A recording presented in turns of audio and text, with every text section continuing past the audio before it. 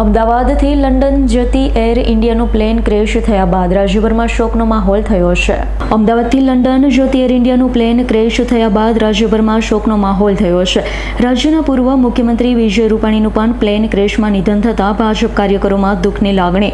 મોડાસા ખાતે જિલ્લા ભાજપ કાર્યાલય ખાતે શોક સભાનું આયોજન કરાયું હતું. પૂર્વ મુખ્યમંત્રી વિજય રૂપાણી તેમજ તમામ મૃતકોને શ્રદ્ધાંજલિ પાઠવવામાં આવી. રાજ્યના મંત્રી ભીખુસિંહ પરમાર, સંગઠન પ્રમુખ ભીખાજી ઠાકોર, જિલ્લાના ભાજપ કાર્યકરોએ શ્રદ્ધાંજલિ પાઠવી હતી.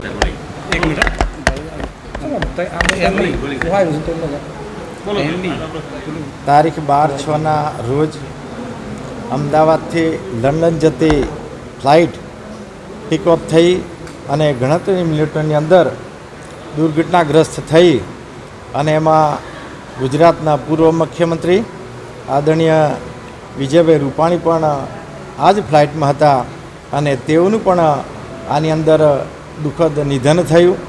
ત્યારે અમે અરવલ્લી જિલ્લો આજે શોક સભા રાખી છે. તેમાં ભારતીય જનતા પાર્ટીના તમામ આગેવાનો, કાર્યકર્તાઓ અને જાહેર જનતા મોટી સંખ્યામાં એમને શોક સભામાં શ્રદ્ધાંજલિ આપવા માટે ઉપસ્થિત રહી છે.